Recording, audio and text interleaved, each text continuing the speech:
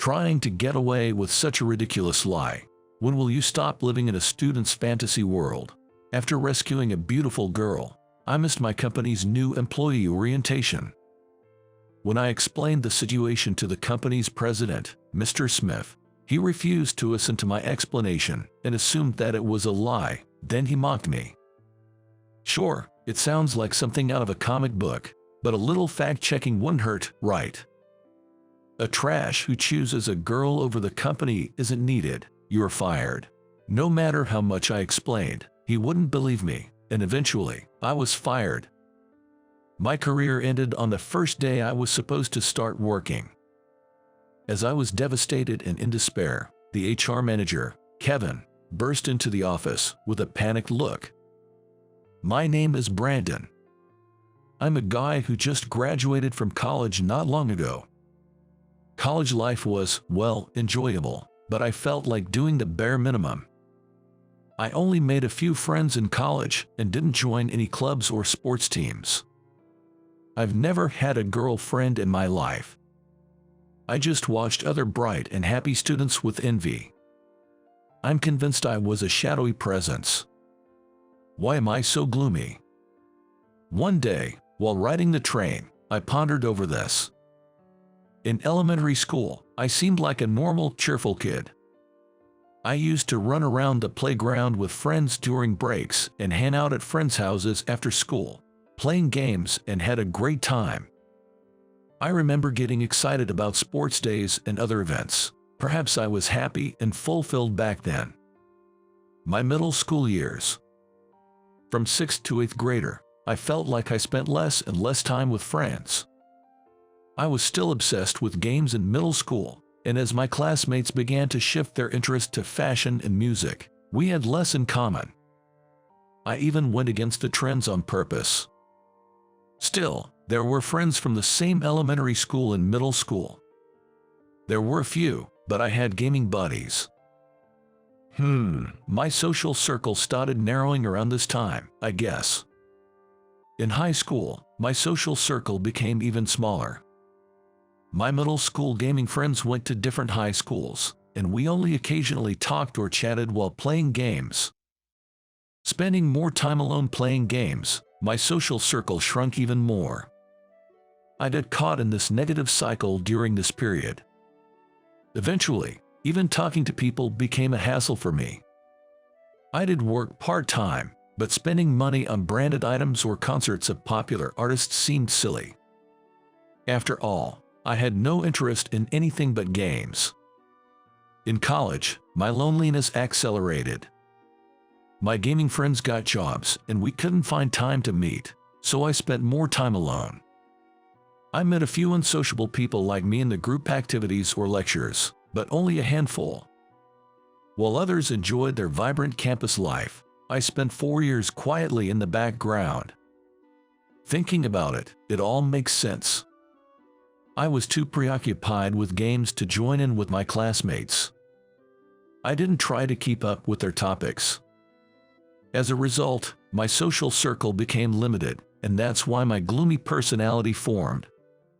So, it's a case of poetic justice. Do good and good will come to you. Do bad and bad will come to you.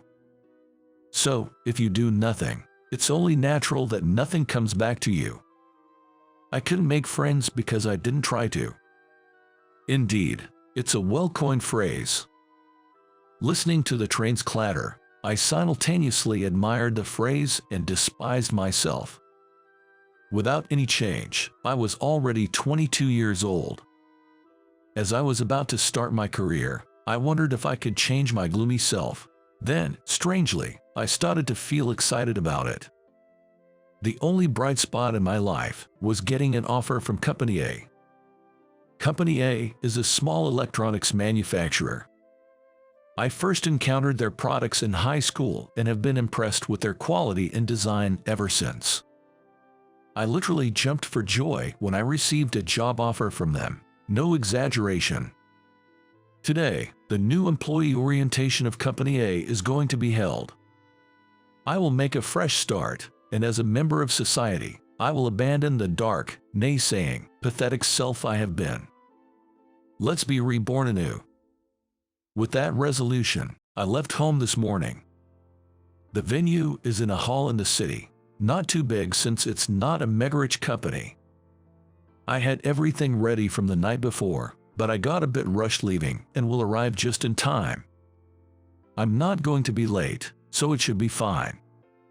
That's what I thought, but I got scared because I couldn't see anyone else dressed like me. Maybe I'm heading to the wrong place. Maybe I got the date and time wrong. That's the anxiety that crossed my mind. Once I get off the train, I have to walk to the hall. The station was more crowded than I expected, and now I'm worried about making it on time. Being late to the new employee orientation would be incredibly disrespectful. I checked my phone's map app for the quickest route and hurried along. Is this really the right way? I muttered involuntarily. The route took me far from the main streets, through winding back alleys that made me doubt its accuracy. It was oddly quiet. The hustle and bustle of the city felt far away. It was a strange path. What if I'm late? As I anxiously followed the route guidance, I heard a scream from somewhere. Stop it. It was a woman's voice. Not quite mature, but not a child either. Maybe around my age. What's that? It was a tone of voice you would never heard in usual life, and I instinctively froze. Stop it, I said. Shut up, you little brat. The voices were coming from the next street over. It could be serious trouble. I pressed myself against a wall and peered around the corner, apprehensively. No, let me go. It was clearly a case. A woman was being dragged by a man with his face covered by a mask. She had visible injuries on her arm, and her obviously expensive clothes were partially damaged. Well, she's beautiful. No, more like a beautiful girl. I was momentarily mesmerized, but the scream brought me back to reality. Stop it. I hid myself, scared, but the beautiful girl was being taken into a building. My heart was pounding as if I had run a full marathon. What should I do? Call the police? I asked myself, but quickly realized it was pointless. Even if I called them now, that beautiful girl would not be able to withstand until the police come. She would definitely suffer something terrible first. Muster the courage to save her, or pretend I didn't see anything and run away. I had two choices. I cannot do it. There's nothing I can do. That's right. If I butt in, it won't make any difference. I should run away and then report to the police. That's what I thought, and I took a step forward. Let me go, I said. Don't you try to run away. I stopped in my tracks. Don't run away. Of course, those words weren't meant for me, but they stuck in my mind and wouldn't fade away. Don't run away. Muttering this, I remembered my resolution to discard my weak and pathetic self. All right, I'll do it. Recklessly, I sprang out in front of the man and the beautiful girl. Stop it. I charged at the man, screaming. Maybe because it was so sudden, he couldn't dodge. He flew through the air and plunged headfirst into a nearby dumpster. Let's get out of here. Without waiting for a response, I grabbed the girl's hand and started running towards the station. Trying to keep out of sight from him, I led her by the hand and went into the station. Looks like we're safe. He doesn't seem to be following us. Since the man was up to no good, he probably avoided actions that would draw public attention. This gave me some relief. Thank you so much. You really saved me. Thank you. She kept thanking me profusely as we caught our breath from running. Tears were in her eyes. She must have been really scared. Oh, excuse me, your hand. I realized I had been holding her hand since we had started running and quickly let go. I had never been with a girl, let alone held hands with one. Even though it was unintentional, I felt my face getting hot. If you'd like, I can walk you home. That guy might follow us. Sorry to get you into trouble. I'm so sorry.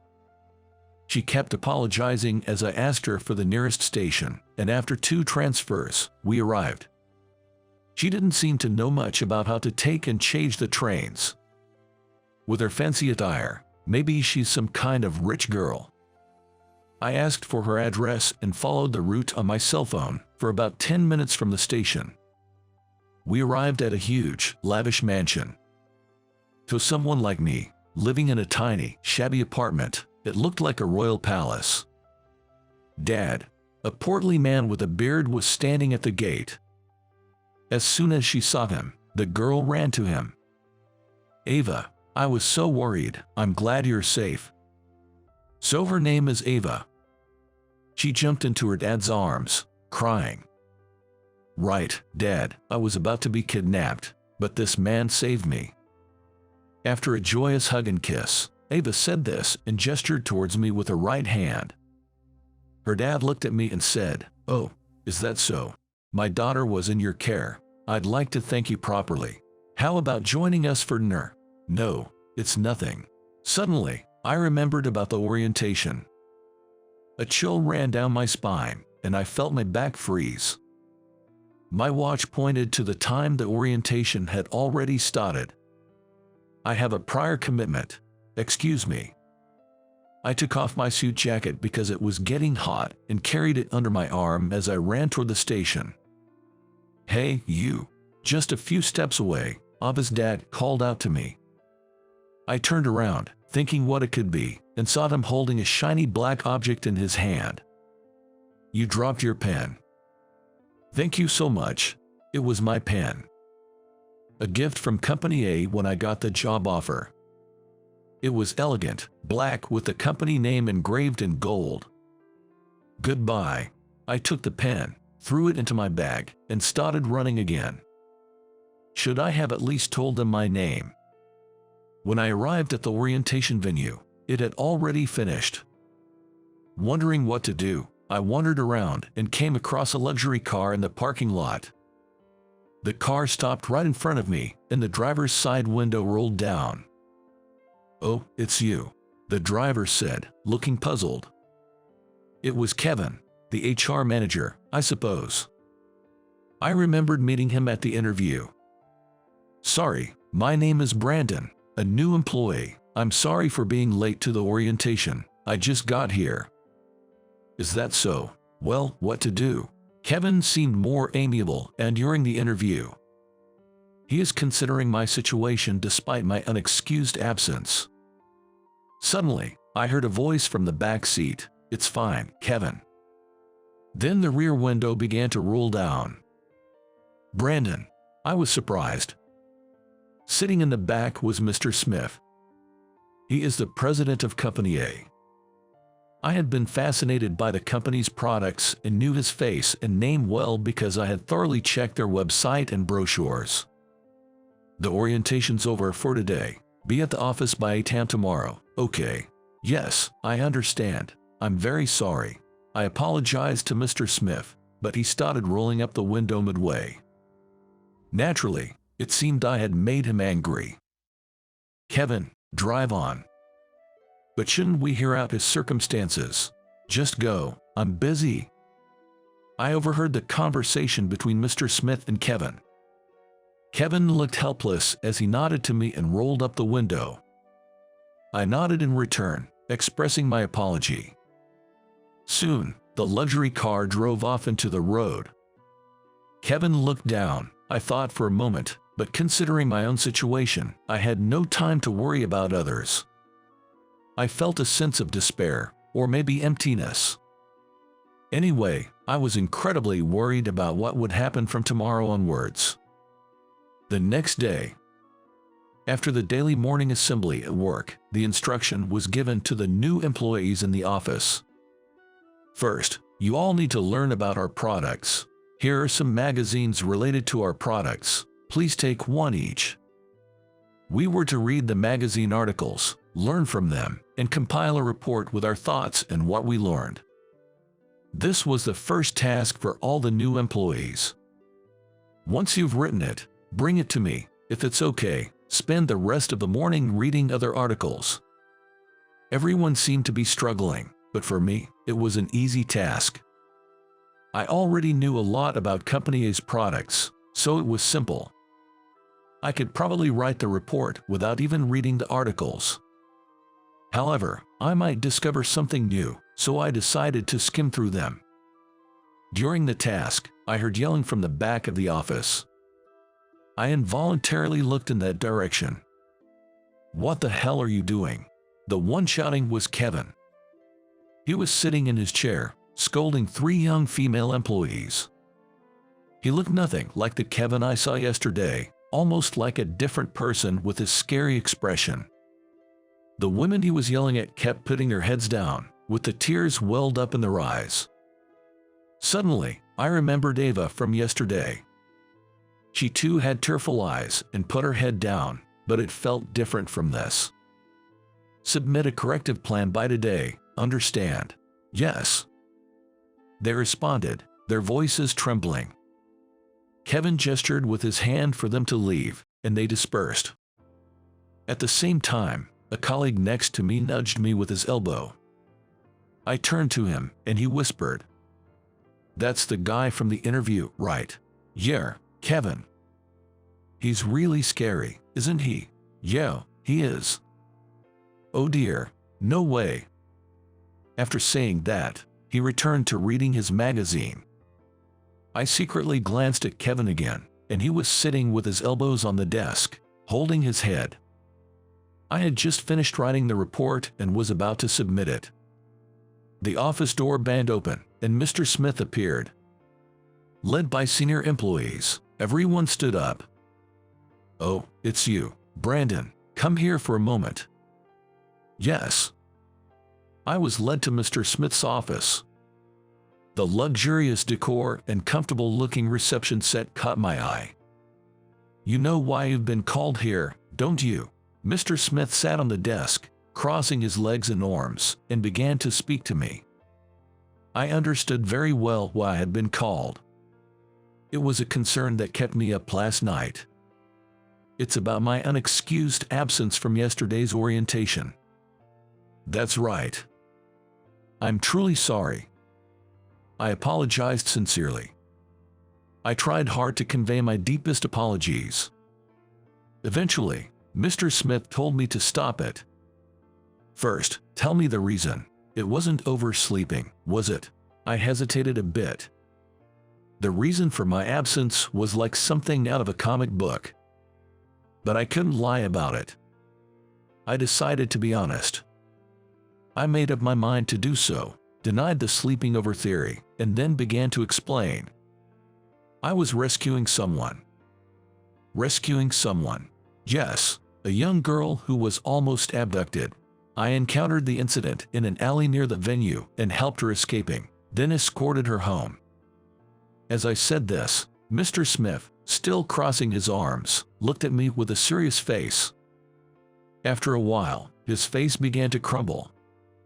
Eventually, as if he couldn't hold it back anymore, he burst out laughing loudly. "What an amusing story, Brandon. You missed the ceremony because you were saving a girl from being kidnapped." "Yes."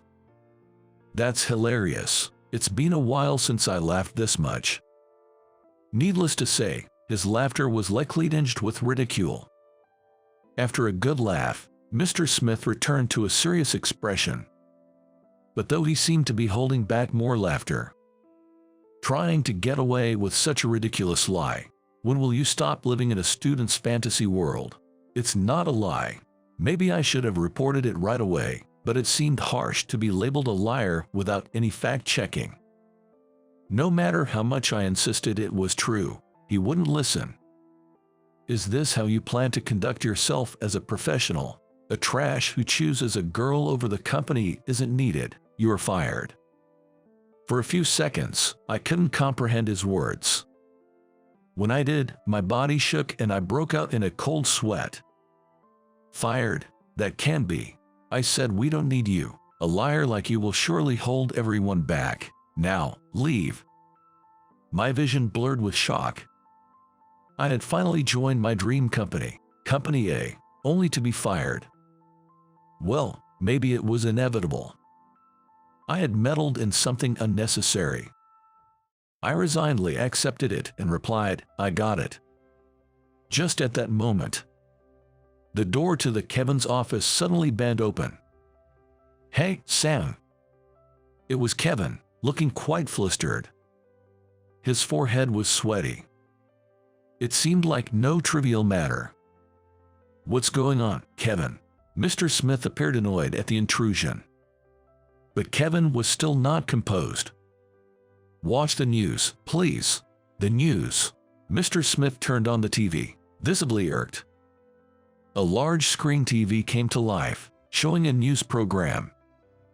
The heiress of Company B. Hearing the news, Mr. Smith muttered weakly. "Apparently, the daughter of Company B has been missing since the day before yesterday. Company B is a fairly large company, well known enough to be recognizable to those who know a little bit about it. Kevin, contact them immediately." Mr. Smith, finally grasping the situation, panicked along with Kevin. This was crucial because Company B was an essential business partner for Company A. Currently, for quality reasons, a specific material was exclusively purchased from Company B. In other words, if something happened to Company B, it would spell trouble for Company A too. Breaking news now. As this announcement came from TV, the three of us focused on the screen. It turned out that the missing heiress of Company B had been safely found yesterday, according to interviews with those involved. Safe? Such stress is poison to the body. Indeed it is. Mr. Smith and Kevin said this, as if they had narrow escapes. They must have felt significantly relieved. "What, Brandon, still here? I told you were fired, now leave immediately." "Oh." At Mr. Smith's words, Kevin expressed surprise. Why was he so surprised? He must know I skipped the orientation. "Thank you for everything." I offered a token greeting and dejectedly left Kevin's office. As we passed each other, Kevin murmured, "Fired," and looked like he had a bitter taste in his mouth. Right after I left Mr. Smith's office, a female office worker hurried in. She seemed to have something to tell Mr. Smith. "Mr. Smith, a guest has arrived." "A guest? I wasn't expecting anyone. Who is it and where are they from?" "Yes, it's Mr. Hamilton from Company B." I was surprised. "He is the president of Company B." I knew his name from the news just now. What incredible timing, but it's none of my business now. While my colleagues were finishing their reports, I was packing my things. The guy next to me asked, "What happened?" but I didn't feel like telling the truth. "Just a little issue," I said with a forced smile. Just as I was about to leave, I heard Mr. Smith's voice from the corridor. "You mean, one of my employees?" Then I heard another familiar voice. "Yes, definitely someone from your company." As I looked towards the sound, the office door banged open again. Mr. Smith appeared, followed by a portly man with a beard. Our eyes met momentarily. "Oh, he's that man, the one carrying that bag." I remembered him. He was the man from the large mansion I visited yesterday, that girl's father. "That man, you say?" Mr. Smith was visibly shocked, struggling to find words. I was also struggling to grasp the situation. "Yes, I would very much like to speak with him." "All right, Brandon, come here." Smith beckoned me, and I was led to a reception room next to the office. Listening more closely, it turned out that the girl's father was Mr. Hamilton, the president of Company B. So, the heiress mentioned in the news was Ava, and unknowingly, I had been involved in her disappearance. "I heard from my daughter, Brandon. You were very brave," he said. "No, well," my heart was racing. What had I done? I had unwittingly become involved in a news-making incident due to a whim. I wasn't regretting it, but I was utterly bewildered. I couldn't talk about the incident as it was under investigation, but apparently, Ava was targeted for a kidnapping, presumably for ransom. And I had stumbled upon it, leading to this moment. I look forward to your future achievements, Brandon. Mr. Hamilton said this with a hearty laugh. Mr. Smith also laughed along exaggeratedly. But how did they know I was at Company A? Right after that thought, I remembered dropping a commemorative pen. Company A gave it to me in front of the mansion. Of course, they must have seen the company name engraved on it. If there are people like Brandon at your company, I would certainly like to build a good relationship, Mr. Hamilton said. He is smiling as he shook hands with Mr. Smith. Mr. Smith was again smiling in an exaggerated manner. But I was still being fired. I hesitated to speak up, but since I was being fired anyway, I felt no need to respect Mr. Smith. Well, let's just say it. I regret to inform you that I am resigning from the company today. I had a discussion with Mr. Smith just now. You're resigning? Mr. Hamilton asked in surprise, his eyes widening significantly, looking quite shocked, which made me feel sorry. Brandon, calm down. It was just a joke. No need to take it seriously, Mr. Smith said in a rushed and awkward attempt to backpedal. But I didn't listen. Excuse me, but I will take my leave here, since I'm a trash who chose a girl over the company, I said, quoting Mr. Smith's words, and stood up. He tried to grab my hand to stop me, but he just barely missed. Brandon, Mr. Hamilton called out to me. When I turned around, he gestured with his open palms, silently asking me to wait. Mr. Smith, what does Brandon mean by what he just said? Well, Mr. Smith was flustered and at a loss for words. So, I explained to Mr. Hamilton on his behalf about how yesterday was my orientation day. How I missed it because I was helping Ava. How I was told I'm fired for choosing a girl over the company. As I spoke, Mr. Hamilton's face turned increasingly red. Mr. Smith, I'm so sorry. I had no idea his story was true, and that the girl was your daughter. Mr. Smith was now apologizing deeply to Mr. Hamilton. But Mr. Hamilton's anger didn't subside. It's not because she's my daughter. I've never thought that you're such a heartless man. I'll take back what I said earlier. We will have to reconsider our dealings with your company. For Company B, losing a small company like A probably wouldn't matter much. But for Company A, losing business with Company B could be the end. Knowing this, Mr. Smith clung to Mr. Hamilton, but he was completely ignored. Brandon, sorry for the delay, but let me introduce myself properly, Mr. Hamilton said, handing me his business card. Company B, President, Paul Hamilton. On my second day as a new grad, I received an impressive business card. I'm sorry, I'm just a new employee and don't have a business card yet.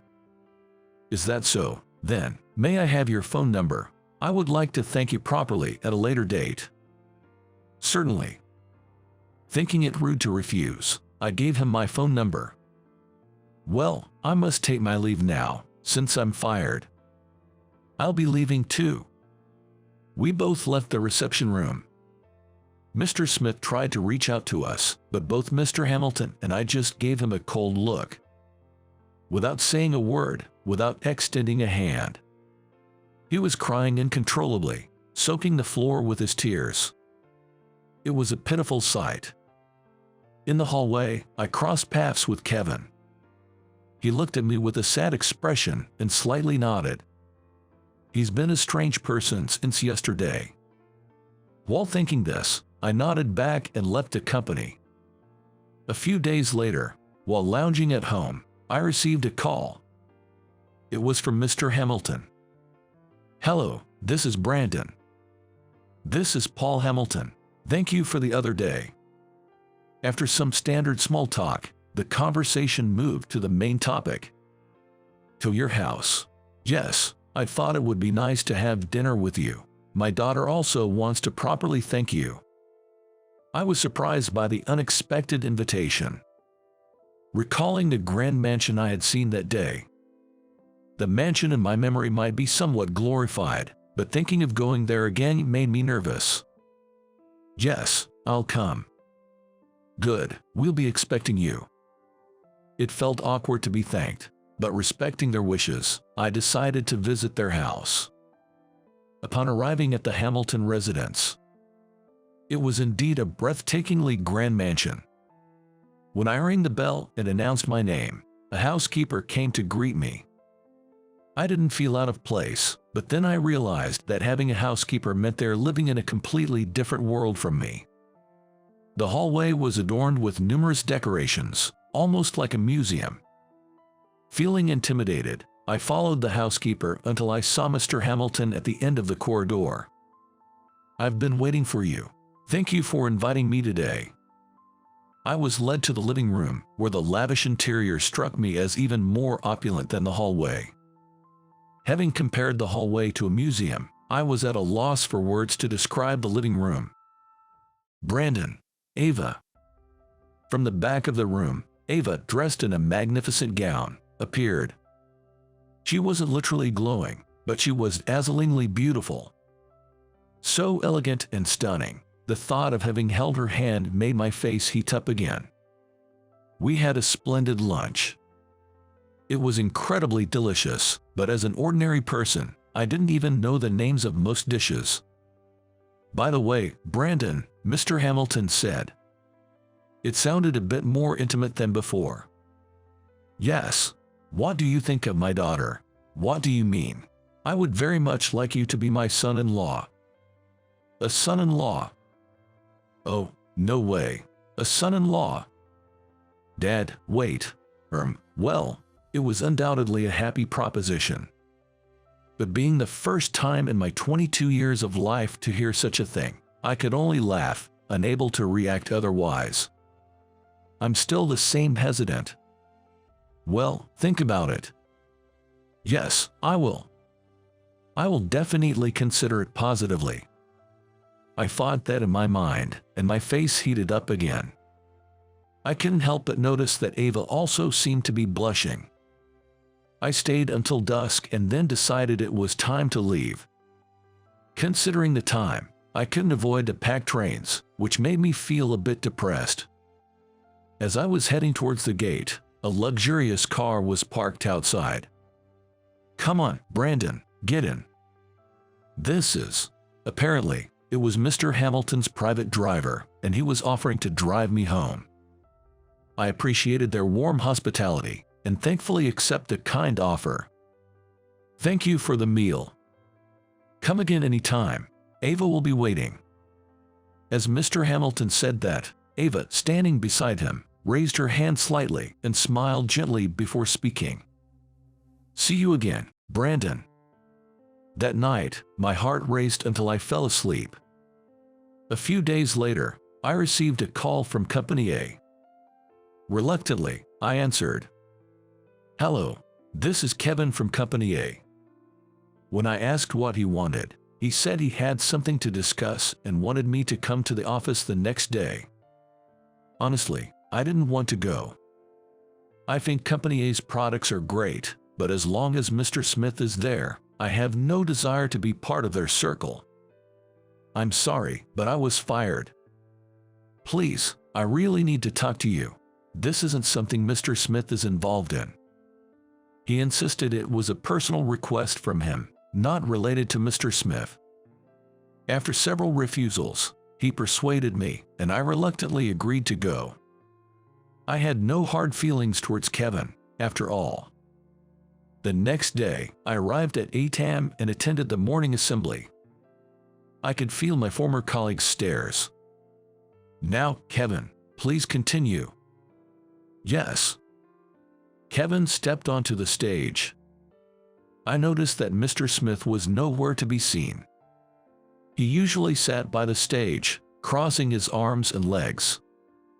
"Suddenly, I must apologize to all of you." He said this out of the blue and removed the microphone from the stand. "I'm truly sorry." His voice and look expressed his sincere apology. It was so unexpected that I couldn't comprehend what was happening. The employees were also confused and started murmuring. Kevin then explained the situation. "I have been terrible to all of you." It was surprising. He always seemed soft-spoken and humble. A kind person, I thought. That's why it felt so odd to see him yelling in the office. I've yelled, kicked desks and chairs, and used foul language. No matter how much I apologize, I can't shake off the shame. Apparently, he had been treated like a puppet by Mr. Smith. Kevin knew that such methods were not right. However, whenever it was discovered he wasn't following Mr. Smith's directions, he was inevitably docked pay. He was almost like being under surveillance. I have a family, a wife and children to support. I had no choice but to follow his orders, Kevin said through tears, explaining he had to keep quiet to avoid pay cuts.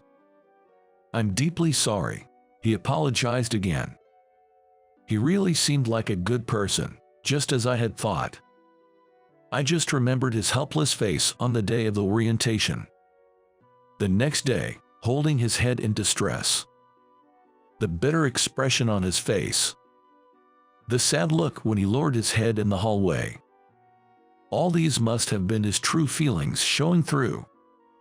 I thought to myself, this must be the result of his conscience showing its face while obeying Mr. Smith as I watched him on the stage.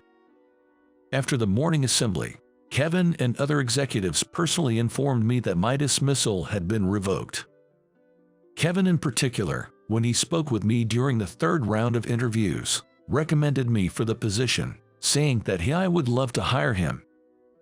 By the way, where is Mr. Smith? He hasn't been around this morning. I was okay with returning to Company A, but honestly, I had planned to refuse if he was still there. Oh, that's not a problem. Well, it is a problem in a way, Kevin responded. Apparently, more misfortune had befallen Mr. Smith on the day I was fired. There had been a whistleblower, and it came to light that Mr. Smith had been embezzling company funds. He was arrested a few days ago and had stepped down from his position by his own decision. Now someone else from the executives was serving as the president. We want to change the company for the better and need your help to do that. With Mr. Smith gone, I accepted the revocation of my dismissal. A fresh start, I thought. Recalling my determination on the morning of the orientation. A few months later, I was visiting Mr. Hamilton's house after work. I had been invited for dinner. I've been meeting them like this once a week. Ava and I had become an official couple, with her parents' approval, over the past few months. Thank you so much for continuing business with our company, I said. I can't just abandon a company where Brandon is, he chuckled. We chatted while dining with Ava, her father, and her mother. Ideally, I'd prefer a dinner alone with Ava. But she's still afraid to go out. Besides, I doubt I could satisfy Miss Ava with any place I choose. After dinner, we talked in her room for a while. She's incredibly charming, and I find it was hard to believe she chose someone like me. When leaving, they again offered a car ride. I waved goodbye to the three of them as the car started moving. Gazing out the window at the starry sky, I wondered if I had changed somewhat since becoming a new grad. At least, I've progressed enough to have a girlfriend. I made the choice not to run away and help her that day. That's why I have these connections now.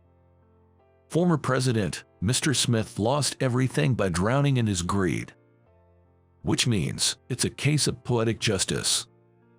A well-coined phrase. I was impressed with the words. To ensure I don't lose what I've finally gained, I'll continue to make good choices.